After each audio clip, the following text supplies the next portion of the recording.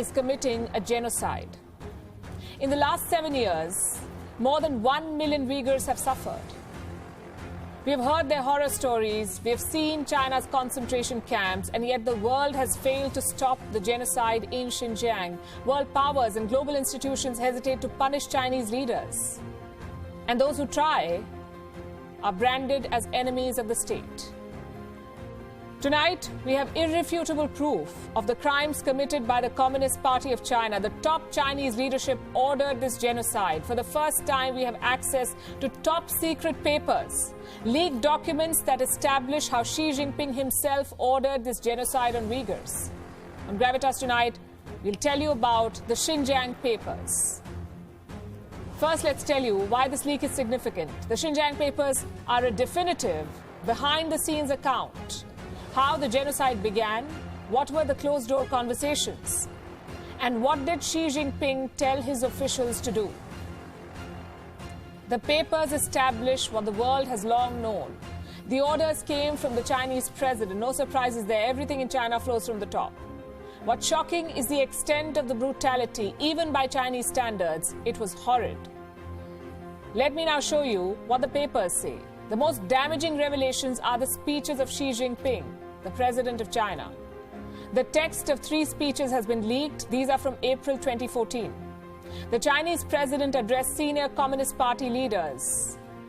What did he tell them? We have accessed some papers and some parts of the speeches. Allow me to read out for you what Xi Jinping said. Xi Jinping himself telling his officials to go after Uyghurs.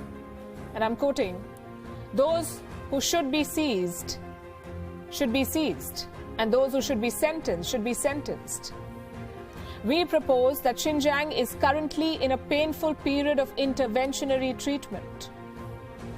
Basically, the Chinese president is comparing the Uyghurs to a disease, something that needs to be treated. Here's what else he said. "Population proportion and population security are important foundations for long-term peace and stability." What does that mean? It means that Xi Jinping is suggesting that the share of Han Chinese is low in Xinjiang. Now, Han Chinese are the majority ethnic group in China. But in the province of Xinjiang, the Han Chinese are a minority. And President Xi Jinping wanted to change that. He wanted to fix that. Earlier, the Uyghurs were not subjected to the one-child policy in China. They were allowed to have more children than the Han Chinese.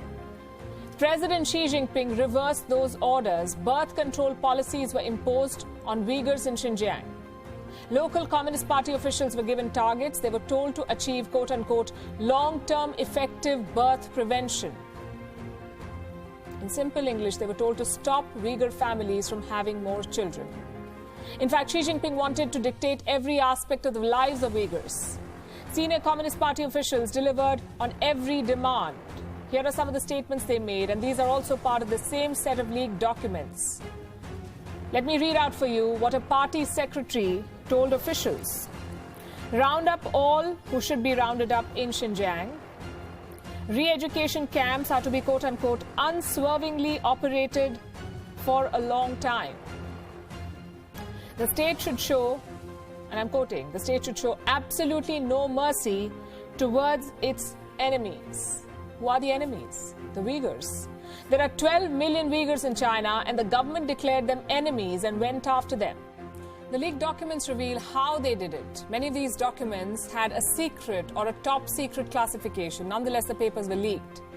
The Great Wall of secrecy around China is porous. Revelations like these do get out eventually. Now, here's a question.